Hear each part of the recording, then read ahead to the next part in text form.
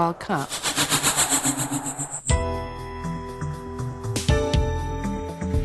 Most computer games magazines are designed for dedicated players. Ace is designed for dedicated winners. Ace from EMAP Images.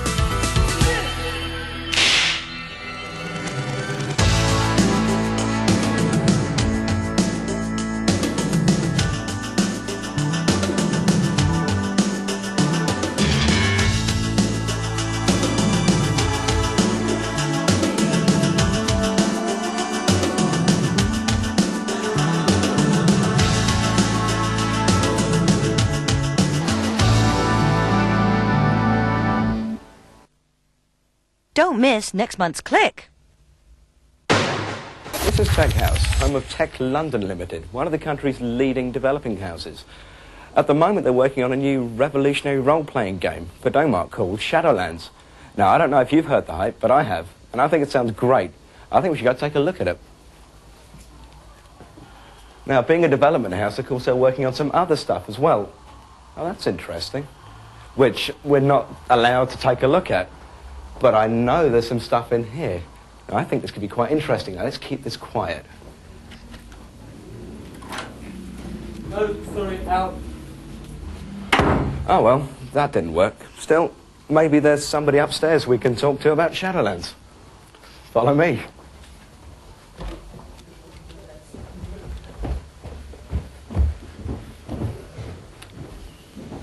Ah, Dean Lester, how are you? Hi, Tony. Nice to see you. Now, Dean, tell me, what is Shadowlands?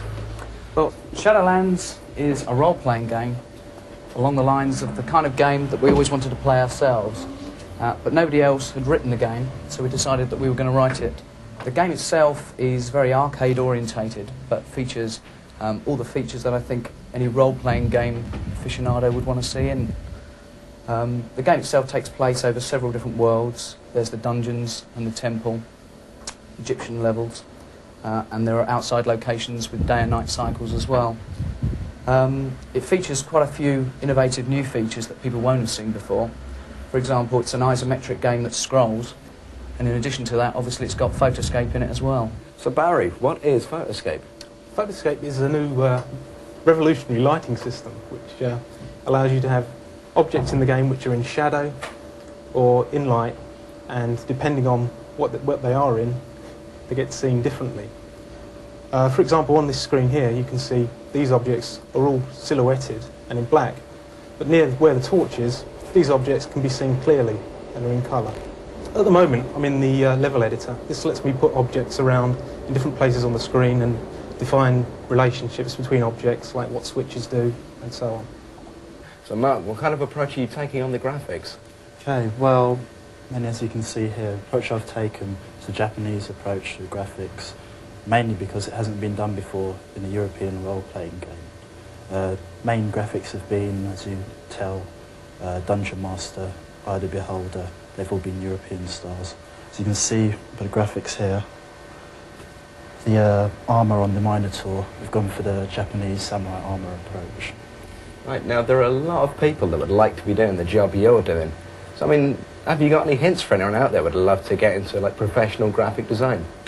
Well, basically, main approach is go for what I did. Get a few demo discs together, get a good portfolio together, just basic pencil sketches, and basically go around hassling as many programming houses as possible until you get the right job you want. Now you've seen how the top games take shape, how would you like to be a part of it? Send us a demo disc with your best work, graphics, coding, or sound, and we'll pass the best 20 on to Tech. The best 3 win a brand new Commodore CD-TV.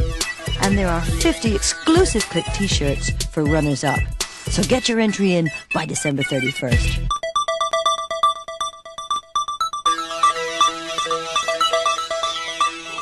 The ninja were the most feared warriors of their day.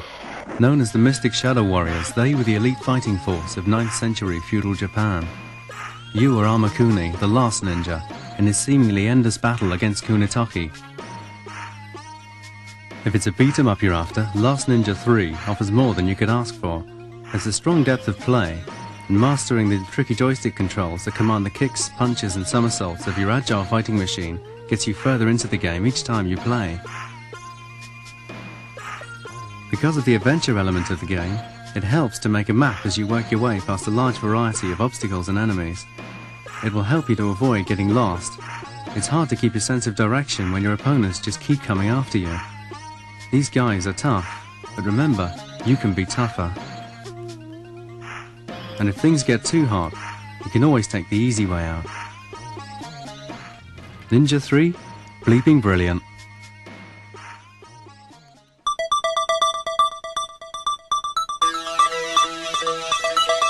In Exile from Audiogenic, you're a fearless pilot flying home for a well-earned rest after a dangerous mission when you hear a distress call from a group of colonists on a nearby planet. They've discovered the presence of Triax, a nasty character sent into exile due to a severe case of scientific malpractice. They have been captured and are being held as guinea pigs for his work. Now it's up to you to get to him before he gets to them. Exile is an action-adventure with several puzzles to solve along the way. It takes place beneath the surface of the planet in a massive network of catacombs and caves. The only equipment you have is what you can find on the planet, as you lost all yours on your last mission. The controls are quite complex at first. The keyboard operation doesn't seem to leave any key untouched, though I'm sure that's just my imagination. Remember, you're dealing with little gravity, meteor storms, and a jetpack which takes some getting used to, as you can see. This is a very playable game, and one that I could happily spend all my spare time playing. All the elements of the game combine to make it intriguing and addictive. That's what makes it well worth buying.